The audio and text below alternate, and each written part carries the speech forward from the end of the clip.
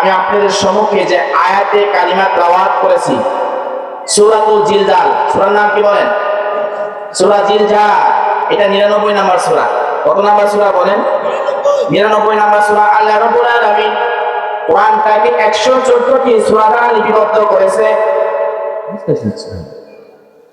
আল্লাহ রাব্বুল আলামিন 114টি সূরা দ্বারা লিপিবদ্ধ করেছে। কয়টি সূরা বলেন? মাক্কি সূরা 92টি, মাদানী সূরা 22টি। ভূমিকা বলার টাইম নাই, সরাসরি আলোচনায় চলে যায়। ও খরমা গ্রামের মুসলমান আল্লাহর গোলাম, 114টি সূরা দ্বারা আল্লাহ রাব্বুল আলামিন কোরআনটাকে লিপিবদ্ধ করেছেন। 114টি সূরার ভিতরে এই সূরাটাও হচ্ছে 99 নাম্বার সূরা। কত নাম্বার সূরা বলেন? 99 সূরা, 99 নাম্বার সূরা। 114টি সূরার ভিতরে আবার মাক্কি সূরা 92টি, মাদানী সূরা 22টি। এই মোট 114টি। মাক্কি সূরা কয়টি? 92টি। মাক্কি সূরা কয়টি? 92টি, মাদানী সূরা 22টি। এই মোট 114টি। আল্লাহ রাব্বুল আলামিন সূরাতুল জিলজালের 7ম নাম্বার আয়াত এবং 8ম নাম্বার আয়াত তেলাওয়াত করেছি। 7ম এবং 8ম নাম্বার আয়াতের মাধ্যমে আল্লাহ বলেন, ফামান ইয়ামাল মিসকালা যাররাতিন খায়রান ইয়ারা। তোমরা যদি পরিমাণ নেক কাজ করো, পরিমাণ ভালো কাজ করো, পরিমাণ নেক কাজ করার কারণে আল্লাহ রাব্বুল আলামিন এই অনুটাকে বাড়িয়ে বাড়িয়ে বাড়িয়ে বাড়িয়ে উহুদ পাহাড় পরিমাণ সওয়াব দান করে দিবেন। সুবহানাল্লাহ। এ নবীর উম্মতের দল, খরমা গ্রামের মুসলমান, কি বলবো দুঃখের কথা রে মুসলমান। আজকে এখানে যদি গানের আড্ডা করা হইতো মানুষের অভাব পড়তো না, ঠিক কিনা? কিন্তু কোরআনের ময়দান, কোরআনের জায়গায় মানুষ নাক দাইকে ঘুমায়, ময়দানে আসে না। এই ময়দানটা আগামীকাল কিন্তু এই সুন্দর ময়দান থাকবে। এই নবীর উম্মতের দল, এই ময়দান আর এই ময়দান থাকবে না। এই ময়দান আসলেও সব, বসলেও সব, কথা শুনলেও সব। এই সবের উদ্দেশ্যে যারা আসছে, বসছে, তার কথা শুনতেছে, তাদেরকে আল্লাহ মাফ করে দিবে কি দিবে না? हमसे दुनिया को जुदा रहमान जुदा नाम प्यारे मोहम्मद तामे दुनिया मोदेशा। ए নবীর উম্মতের দল, আল্লাহর গোলাম, কিসের অহংকার করো, কিসের তাকাব্বুরি করো? আল্লাহ রাব্বুল আলামিন আপনাকে আমাকে এত সুন্দর একটি জান্নাতের বাগানে আসার জন্য তৌফিক দান করেছে। চাইলেই হতো না। চাইনিজ বিরিয়ানি, কাচ্চি, রোজ গ্রিলের ব্যবস্থা করা হয়েছে। কয় no, it is not impossible. Chinese biryani, kacchi, রোজ গ্রিলের ব্যবস্থা করা হয় না। কিসের জন্য আসছো? আল্লাহ রাব্বুল আলামিন ফেরেশতাদের বলতে যায়, ফেরেশতারা চরখরমা মিয়াপাড়া আল ইসলাম ফাউন্ডেশনের মাধ্যমে একটা জলসা হচ্ছে, মাহফিল হচ্ছে। এই মাহফিলে তোমরা চতুর্পাশে বেষ্টন করে রাখছো কেন? ফেরেশতারা বলতেছে, বারে খোদা, আপনি তো সব খবর জানেন, তারপরেও কেন প্রশ্ন করলেন? আল্লাহ পাক বলতে, আল্লাহ এ বান্দা, এই ফেরেশতারা তোদের প্রশ্ন করছে, অ্যানসার দাও। ফেরেশতারা বলে, ও আল্লাহ, আপনি সব খবর জানেন, তারপরও প্রশ্ন করছেন, অ্যানসার কি দিব? আর মানুষের খাচিলত হচ্ছে একের পর এক বসা। ফেরেশতাদের খাচিলত হচ্ছে কাদের পর কাঁধ বসা, কাদের পর কাঁধ চড়তে চড়তে চড়তে সপ্তমাস করা পর্যন্ত গবেষণা করে। আল্লাহ রাব্বুল আলামিন বলেন, এ ফেরেশতারা, চরখরমা মিয়াপাড়ার উদ্দেশ্যে, ফাউন্ডেশনের উদ্দেশ্যে এত গভীর রজনীতে তোমরা এখানে বসে আছো না শীতের ভিতরে? এ ফেরেশতারা, তোমরা ওখানে আছো কেন? আল্লাহ রাব্বুল আলামিন ফেরেশতাদের অর্ডার করছে। ফেরেশতারা বলতেছে, বারে খোদা, জাহান্নাম থেকে বাঁচতে চায়, জান্নাত চায়, জান্নাত চায়। হয়তো ওরা কি জান্নাত দেখছে, জাহান্নাম দেখছে? কয় no, it is not impossible, কিছুই দেখে নাই। কয় না দেখে বিশ্বাস করে যারা দূর দূরান্ত থেকে আসছে, এই ময়দানে বসছে, এই ময়দানে আসছে, আমি রব্বুল আলামিন তাদের প্রতি খুশি হয়ে মাফ করে দিলাম। এ নবীর উম্মতের দল, চরম খরমা গ্রামের মুসলমান, এই মাইক দিয়া কি বাজাইতে হবে? ওই গুলা কয় আইসক্রিম বিক্রি করতে হবে। দুটা মাইক দেওয়া হয়েছে, বক্স দেওয়া হয়েছে, আর কত দিন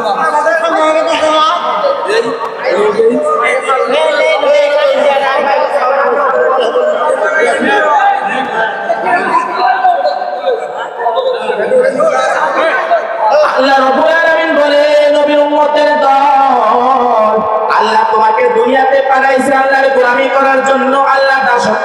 জন্য। গোলামি কিভাবে করবা, দাসত্ব কিভাবে করবা, এই ময়দানে আসলে, এই ময়দানে বসলে তুমি জানতে পারবা গোলামি কিভাবে হবে। এই নবীর উম্মতের দল, এই চরখরমা গ্রামের মুসলমান, এই মাহফিলটা কালকে এত সুন্দর থাকবে না, আপনি আমিও থাকবো না, থাকতেও পারবো না, দুনিয়ার নীলাটা চলে যেতে হবে।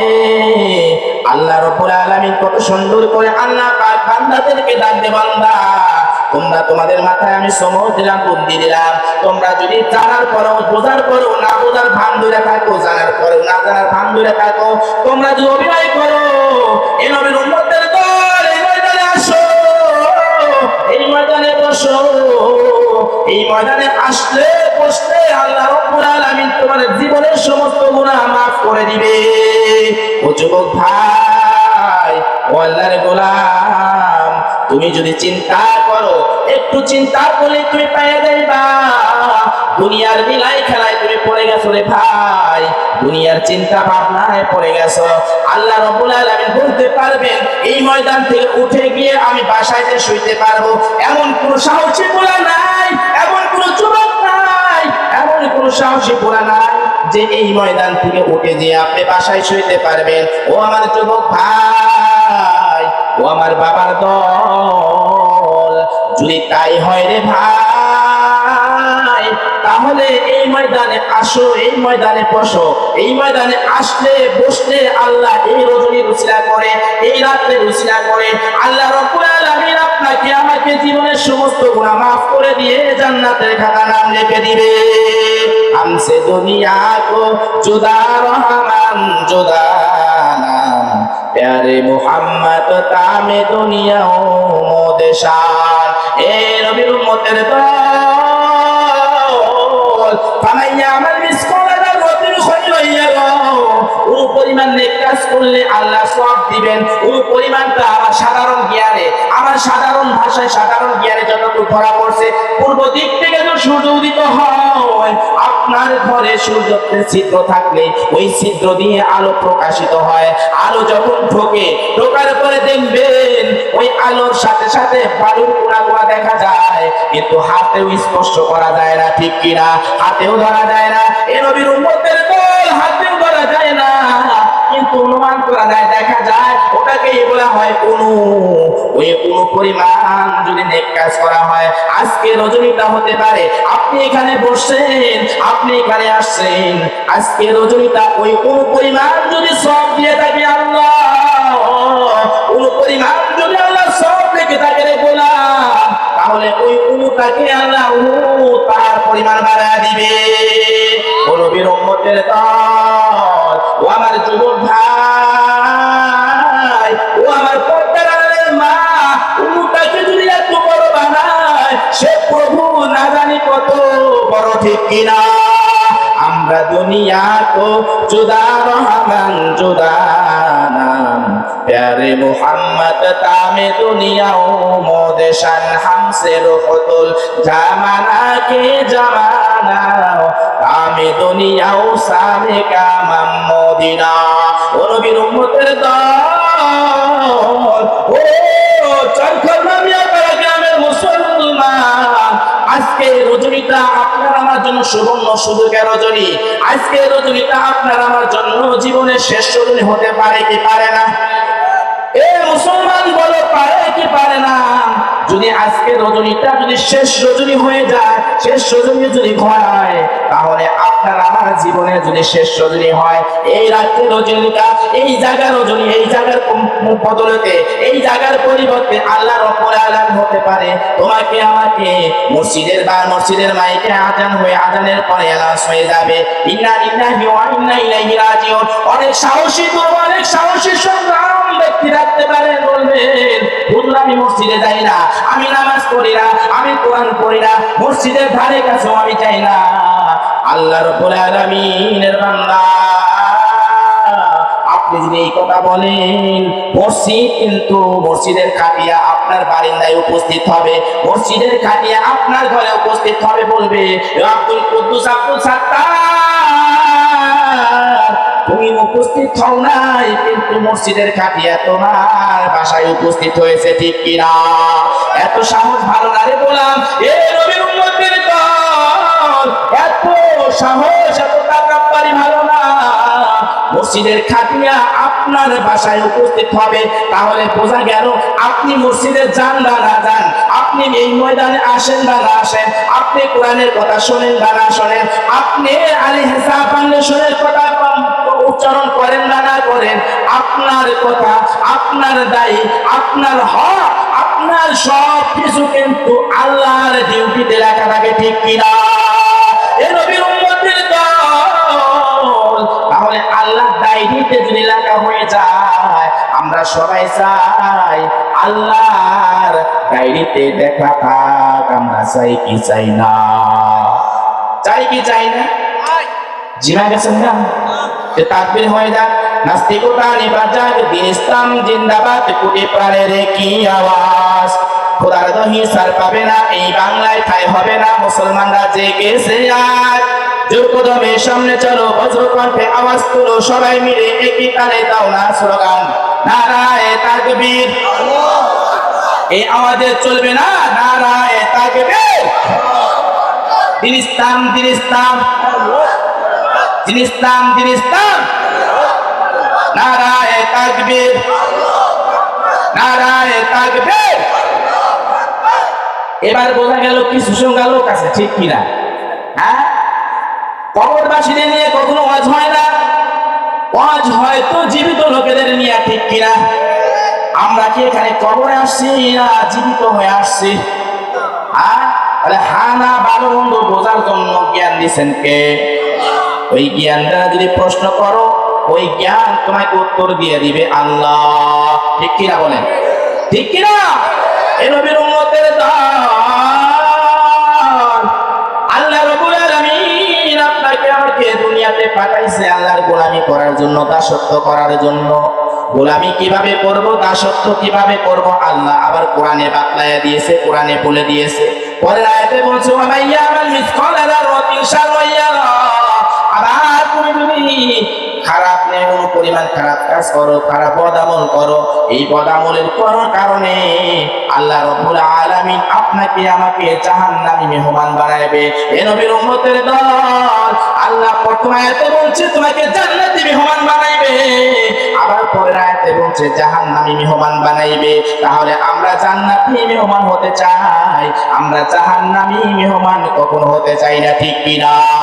জান্নাতে যদি যেতে চাও রে গোলাম, এ নবীর উম্মতের দল, জান্নাতি মেহমান যদি হতে চাও, তাহলে এই ময়দানটায় বসার দরকার আছে না নাই?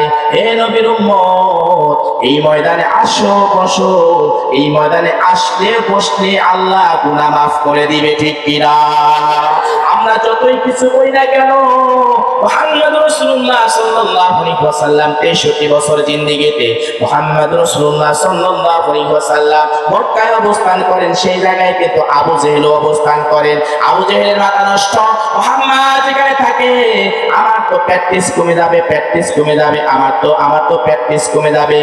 বলেন তো, চেয়ার এবং প্র্যাকটিস রাখার মালিক একমাত্র আল্লাহ, ঠিক কিনা? পৃথিবীর কোন মানুষের ক্ষমতা নাই।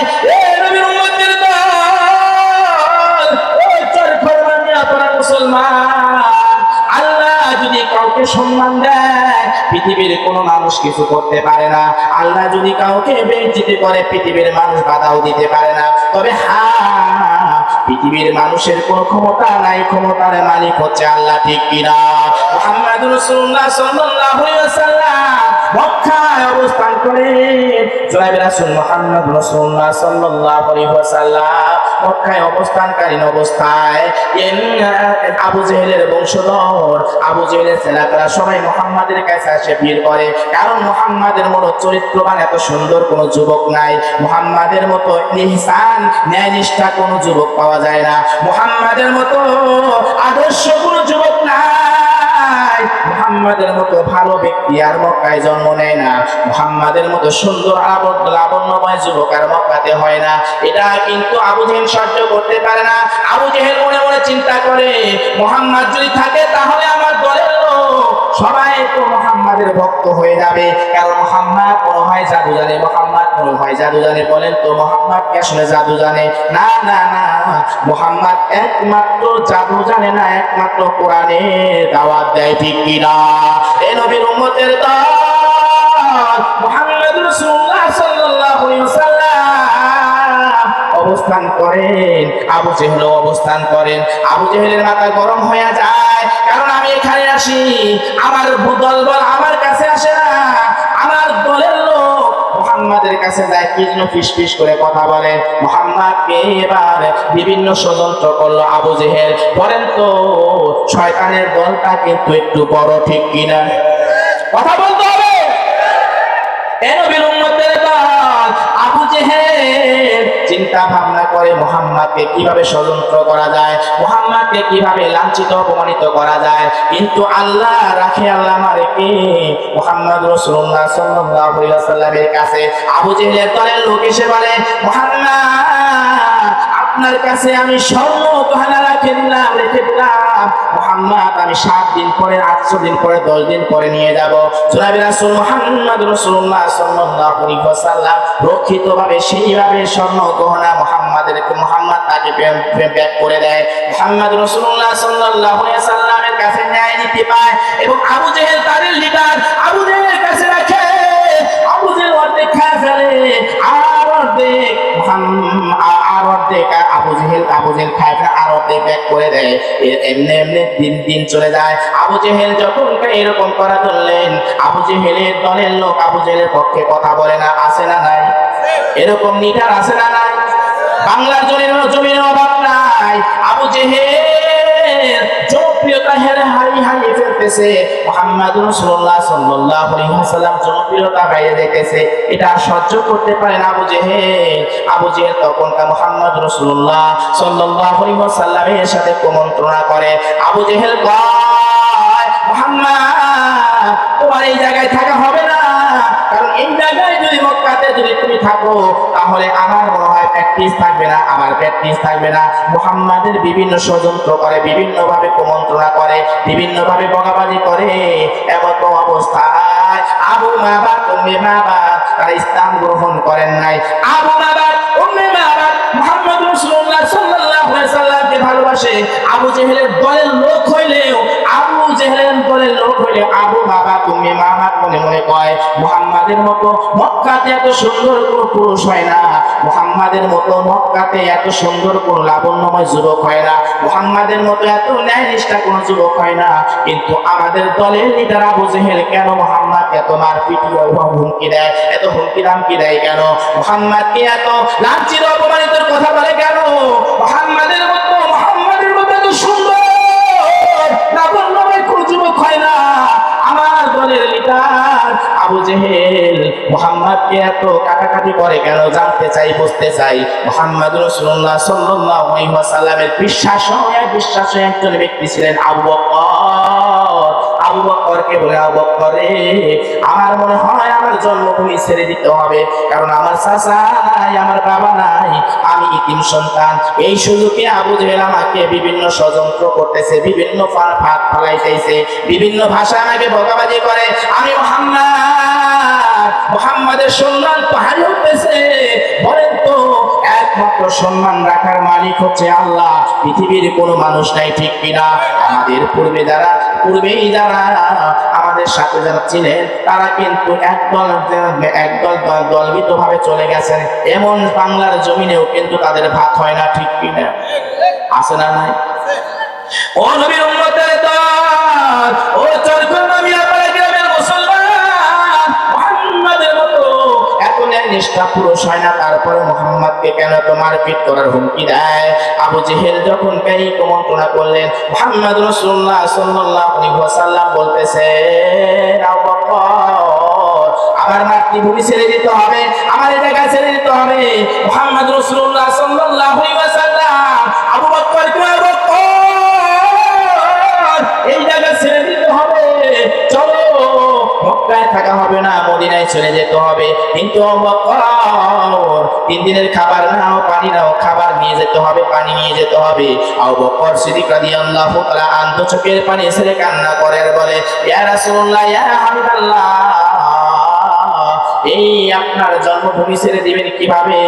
জন্মভূমি ছেড়ে দিবেন কিভাবে? মুহাম্মদ রাসূলুল্লাহ সাল্লাল্লাহু আলাইহি ওয়াসাল্লাম দু চোখের পানি ছেড়ে কান্না করে বলে, ইয়া রাসূলুল্লাহ, দু চোখের পানি ছেড়ে কান্না করে বলে, আবু বকর, আমার জন্মভূমি ছেড়ে দিতে মন চায় না, কিন্তু আবু জেহেলের কুমন্ত্রণা আমি সহ্য করতে পারতেছি না।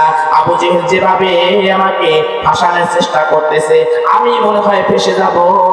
আবু বকর, চলো চলো আমরা মদিনায় চলে যাব। মুহাম্মদ রাসূলুল্লাহ সাল্লাল্লাহু আলাইহি ওয়াসাল্লাম মদিনার উদ্দেশ্যে রওনা করলেন। আবু বকর সিদ্দিক রাদিয়াল্লাহু তাআলা তিন দিনের খাবার, তিন দিনের পানি নিলেন। মরু প্রান্তে যাইতে যাইতে যাইতে যাইতে যাইতে যাইতে তিন দিনের খাবার শেষ, পানি শেষ হয়ে গেছে। এমন অবস্থায় মরু প্রান্তে রোদ্রপ্রখর রোদের ভিতরে রহমাতুল লিল আলামিন হাঁটতেছেন। হাঁটতে হাঁটতে ক্লান্ত বোধ হয়েছেন, নার্ভাস হয়ে গেছেন। মুহাম্মদ রাসূলুল্লাহ সাল্লাল্লাহু আলাইহি ওয়াসাল্লামের দু চোখ বেয়ে পানি পড়ে। আবু বকরকে ডাক দিয়ে বলে, আবু বকর, আর তো খাবার নাই, পানি নাই, আমি রাসূল চলতে পারতেছি না, নার্ভাস হয়ে গেছি। মুহাম্মদ রাসূলুল্লাহ সাল্লাল্লাহু আলাইহি ওয়াসাল্লাম আবু বকরকে ডাক দিয়ে বলে, আবু বকর, দেখো তো কোথায় খাবার আছে কিনা, পানি আছে কিনা। আবু বকর দু চোখের পানি ছেড়ে কান্না করে বলে, রাহমাতুল লিল আলামিন মুহাম্মদ সাল্লাল্লাহু আলাইহি ওয়াসাল্লাম, আমি আবু বকর, আমার কষ্ট আমি সহ্য করতে পারি, কিন্তু আপনার কষ্ট আমি আবু বকর কখনো সহ্য করতে পারি না। রাহমাতুল লিল আলামিন মুহাম্মদ রাসূলুল্লাহ সাল্লাল্লাহু আলাইহি ওয়াসাল্লাম চোখের পানি ছেড়ে কান্না করে বলে, আবু বকর, আমার আর সহ্য হয় না, আমার আর সহ্য হয় না। আবু বকর, দেখো তো কোথায় খাবার আছে কিনা, পানি আছে কিনা। আবু বকর সিদ্দিক রাদিয়াল্লাহু তাআলা বলেন, ইয়া রাসূলুল্লাহ সাল্লাল্লাহু আলাইহি ওয়াসাল্লাম, চলেন, সামনের দিকে চলেন। আবু বকর সিদ্দিক রাদিয়াল্লাহু তাআলা চলেন, আর রাসূল সাল্লাল্লাহু আলাইহি ওয়াসাল্লাম চলেন। দুইজনে চলতে চলতে চলতে চলতে মরু প্রান্তে ধরু করে বালু। মুহাম্মদ রাসূলুল্লাহ সাল্লাল্লাহু আলাইহি ওয়াসাল্লাম আবু বকরকে ডাক দিয়ে বলে, আবু বকর রে, আমার আর সহ্য হয় না।